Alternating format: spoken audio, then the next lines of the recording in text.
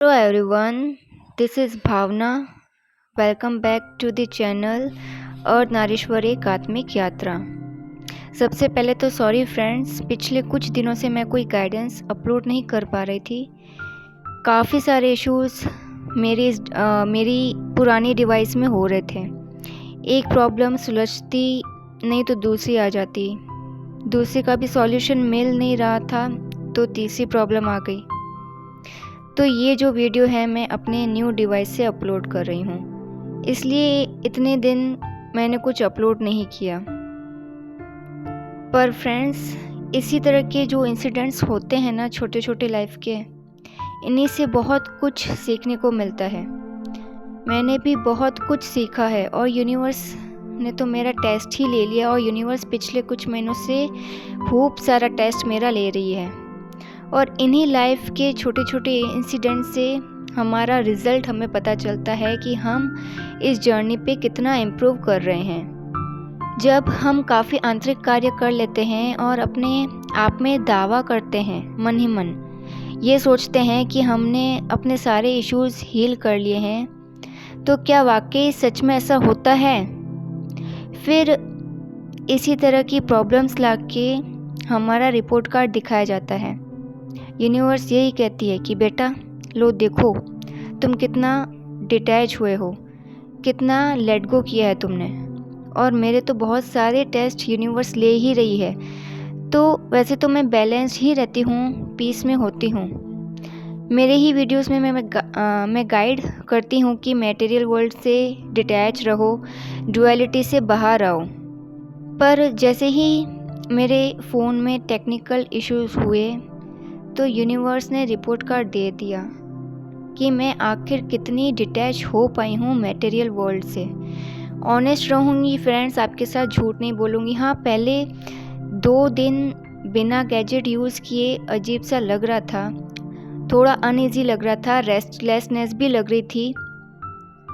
पर फिर ऑब्ज़र्व किया, जाना कि मामूली से गैजेट से, छोटी सी मटेरियल चीज़ से मेरी एनर्जी लो हो रही है। मैं थोड़ा परेशान भी हुई कि मैं कुछ अपलोड नहीं कर पा रही हूँ, आप तक गाइडेंस नहीं आ पा रही है।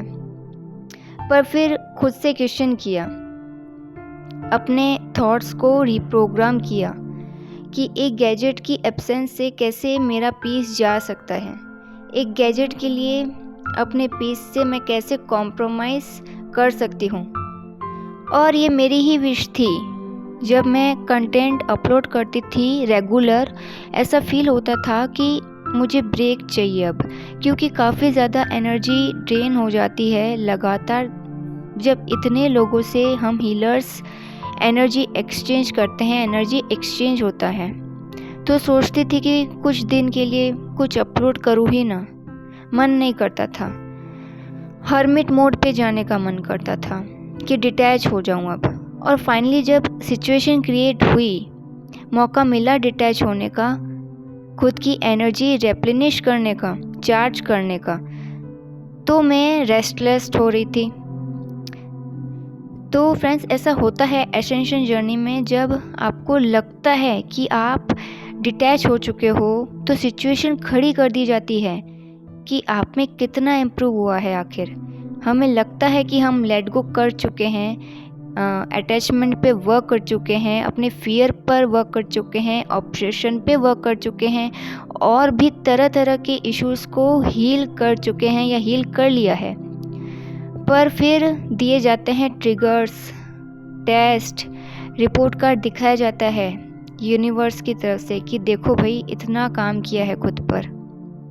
और एसेंशन की जर्नी होती ही ऐसी है कि इसमें जो जितना स्ट्रॉन्ग इनर वर्क करता है, उसके सामने सबसे ज़्यादा चैलेंजेस लाए जाते हैं, सबसे ज़्यादा उसी के टेस्ट होते हैं। इसके अलावा एक और गाइडेंस इस पर मुझे रिसीव हुई थी कि खुद का ऑरा कैसे लॉक किया जाए, क्योंकि ये ऑरा वैसे लॉक नहीं होता है जैसे डोर्स को किया जाता है। और एक जो साधारण व्यक्ति होगा जो अभी स्पिरिचुअल पाथ पे नहीं है, वो और ज़्यादा कंफ्यूज होता होगा अगर ऐसी बातें सुनेगा कि ऑरा भी कोई लॉक करने जैसी चीज़ होती है क्या।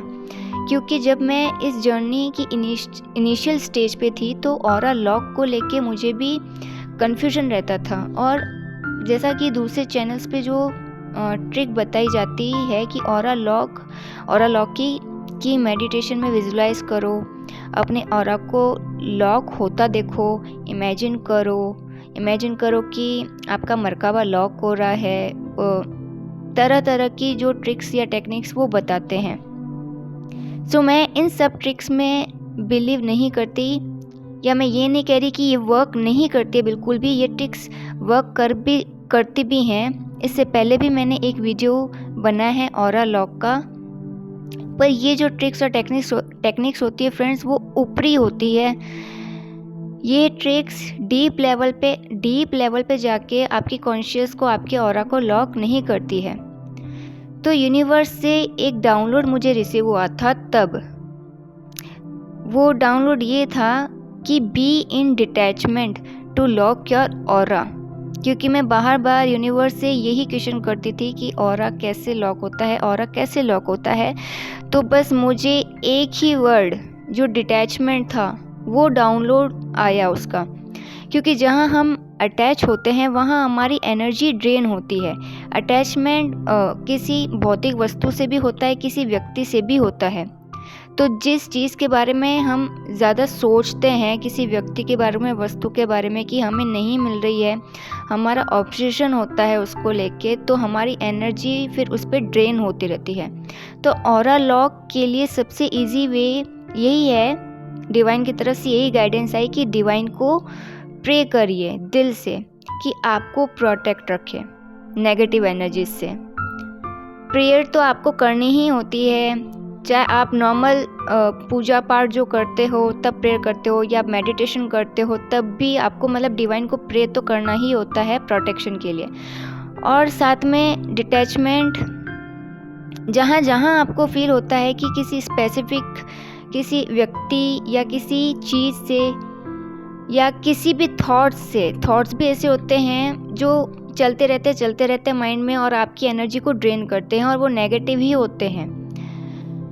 तो स्पेसिफिक व्यक्ति हो, चीज़ हो, थॉट हो, जिससे आपकी एनर्जी ड्रेन हो रही है, आपको फील हो रहा है, वहाँ से तुरंत कट ऑफ हो जाओ।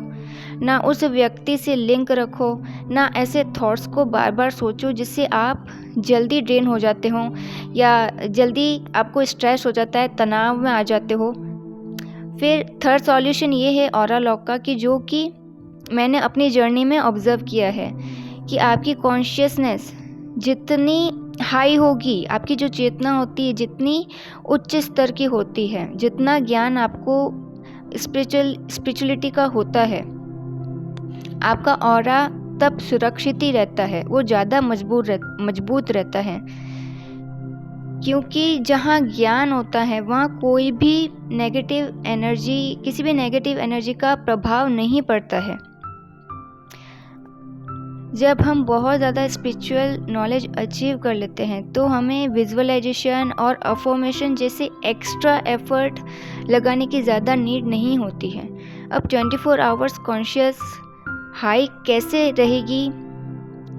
वो ये कि जितना स्पिरिचुअल नॉलेज आप अचीव करते हो, लाइक भगवद गीता पढ़ना, रामायण पढ़ना, वेदों का अध्ययन करना, अगर आप खुद नहीं पढ़ सकते, आप किसी भी रिलीजन के हो, आपका जो भी ग्रंथ है, होली बुक है आपकी जो भी, उसका आप जितना अध्ययन करते हो उतना अध्ययन करो और खूब पढ़ो। और अगर आप खुद नहीं पढ़ सकते या आप उनका अर्थ खुद से नहीं समझ पा रहे हैं, तो ऐसे बहुत स्पिरिचुअल टीचर्स हैं जो इन ग्रंथों पे बोलते हैं, ज्ञान देते हैं। मैं खुद 3 सालों से आचार्य प्रशांत जी को सुन रही हूँ।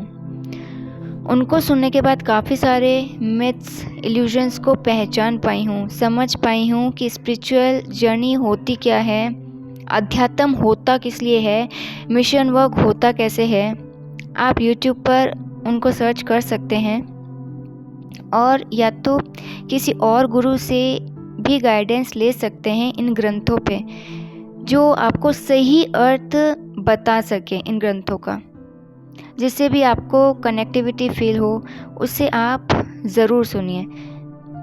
ऊँचे से ऊँचा यानी जो भी ऐसा कंटेंट जो हाई वाइब्रेशनल हो, ऊँचे से ऊँचा कंटेंट सुनने में अगर व्यस्त रहेंगे तो आपका ऑरा लॉक ही रहेगा। अगर आपने ऋषियों मुनियों के बारे में पढ़ा हो, सुना हो कि कैसी उनकी लाइफस्टाइल रहा करती थी या अभी भी होती है, वैसे तो स्पिरिचुअल पर्सन का इनर वर्क ही उनकी लाइफस्टाइल होती है। तो जो ऋषि हुआ करते थे, खुद को नेगेटिविटी से प्रोटेक्ट करने के लिए ऑरा लॉक करने की इन्हीं 3 स्टेप्स को फॉलो करते थे। एक तो मेडिटेशन, जो कि एसेंशन की लाइफ का पार्ट होता ही है, इस जर्नी में वो कंपल्सरी ही होता है। सेकंड होता है डिटैचमेंट। ऋषि मुनि जो होते थे, महीनों तक सालों तक सोसाइटी से कट ऑफ रहते थे, जंगलों में गुफाओं में सालों निकाल लेते थे। हालांकि हम ऐसा नहीं कर सकते, हम जंगलों में या गुफाओं में नहीं जा सकते, पर जो ऋषि मुनि हुआ करते थे वो सिर्फ इसलिए करते थे, वो दूर जंगलों में इसलिए जाके साधनाएं करते थे, तपस्याएं करते थे, ताकि वो डिटैच हो सकें सोसाइटी से, किसी से बातचीत ना कर सके। क्योंकि हम बातचीत करते हैं तो ज़रूरी नहीं है कि जो भी सोल्स हो वो हमारी सोल ट्राइब ही हो। 3D थर्ड डायमेंशन की सोल से भी आप इंटरेक्ट करते हो, 4 डायमेंशन की भी होती है, 5 डायमेंशन की भी हो सकती है।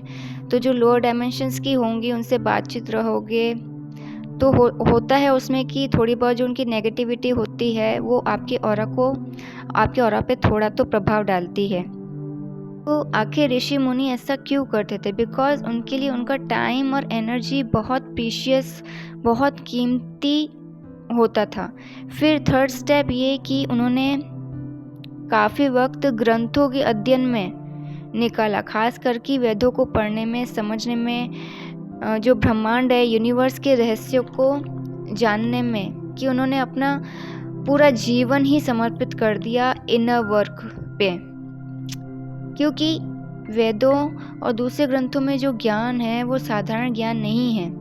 चेतना को, कॉन्शियस को ऊपर की ओर उठे, ऐसा ज्ञान है ग्रंथों में, और वो हायर डायमेंशंस का है। एक जीवात्मा की जर्नी कैसे होनी चाहिए, मतलब ग्रंथ खजाना है ज्ञान का। मुझे पता है ट्विन फ्लेम्स को ऐसे कंटेंट कम ही पसंद आते हैं। उनको चैनलिंग्स, रीडिंग्स, टैरट, इन सब में इंटरेस्ट रहता है। शायद इसलिए कभी कभी ट्विन फ्लेम्स को, उनको ये जर्नी उबाऊ लगती है, उनको इनर वर्क बोरिंग लगता है, और इनर वर्क आप सोचते हैं कि होता क्या है आखिर। तो इसी तरह की लाइफस्टाइल को इनर वर्क बोला जाता है। जैसे कि मेरा लास्ट वीडियो लव की एनर्जी पर था, कि लव की रियल एनर्जी क्या होती है, हम उस एनर्जी तक, आखिर कब हम उस एनर्जी तक पहुंचते हैं, क्या कुछ करना पड़ता है उस एनर्जी में आने के लिए। और उस वीडियो को बनाते वक्त मैं हाई कॉन्शियस में थी, पर उसी वीडियो पर सबसे कम व्यूज़ थे। बिकॉज उस वीडियो को भी सुनने के लिए, समझने के लिए उस एनर्जी और कॉन्शियस में आना बहुत ज़रूरी है। तो वो लोग जो लो एनर्जीज में हैं, वो ऐसे हाई वाइब्रेशनल कंटेंट तक पहुंच ही नहीं पाते हैं। और इस जर्नी पर सबसे ज़रूरी होती है एनर्जी। बस एनर्जी का ही खेल है। जो एनर्जी के जिस लेवल पे होता है उसे वही कंटेंट पसंद आता है। जैसे जैसे व्यक्ति की एनर्जी ऊपर की ओर उठती है, उसकी ऊर्जा क्राउन चक्र तक आ जाती है, जिस टाइम, जिस भी मोमेंट पे, तब उसको समझ आता है, तब वो फर्क कर पाता है कि एक्चुअल इनर वर्क की वीडियोस कौन से हैं। सो फ्रेंड्स, आज की गाइडेंस यहीं तक थी। आपके जो भी सवाल हों इस जर्नी को लेके, वो कमेंट्स में आप पूछ सकते हैं। और इस तरह के कंटेंट को सपोर्ट करने के लिए वीडियो को लाइक कीजिए और ज़्यादा से ज़्यादा शेयर कीजिए। Till then, goodbye and God bless you.